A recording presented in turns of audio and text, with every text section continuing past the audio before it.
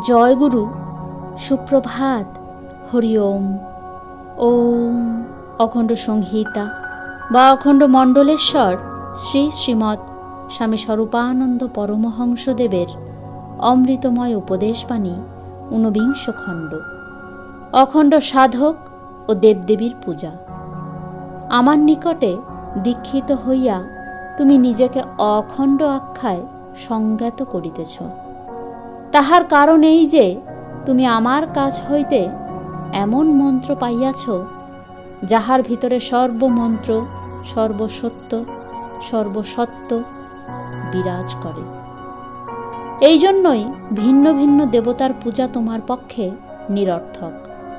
নানা নামে প্রচারিত ও পূজিত দেবগণ প্রত্যেকে যেই নাম জপিয়া পরমেশ্বরকে লাভ করিয়া দেবতা হইলেন, তুমি সেই নাম পাইয়াছ।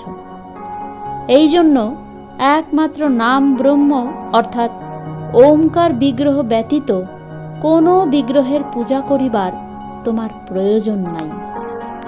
মনসার পূজা করিলে একটুকু পুণ্য হয়, শীতলার পূজা করিলে আরও একটু পুণ্য হয়, শনির পূজাতে আরও একটু পুণ্য হইল, লক্ষ্মীর পূজায় আরও একটু, সরস্বতীর পূজায় পুণ্য আরও বাড়িল।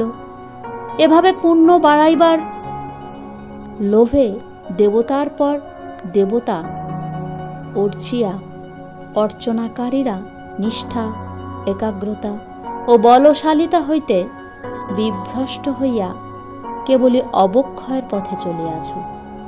অথবা সর্পাঘাতের ভয়ে মনসা পূজা করিয়া, বসন্ত রোগের আতঙ্কে শীতলার পূজা করিয়া, গ্রহ শান্তির আশায় শনির পূজা করিয়া, ধনলাভের লোভে লক্ষ্মীর পূজা করিয়া, আর বিদ্যা লাভের আগ্রহে সরস্বতীর পূজা করিয়া কেবল ভয় আর লালসারই চর্চা মানুষেরা করিয়াছে। এই পথ তোমাদের জন্য নহে।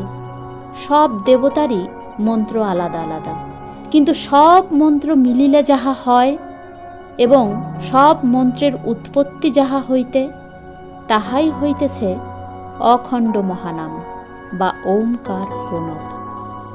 লোকের দেখা দেখি তোমরা বহু দেবতার পূজায় মনকে নিবিষ্ট করিও না।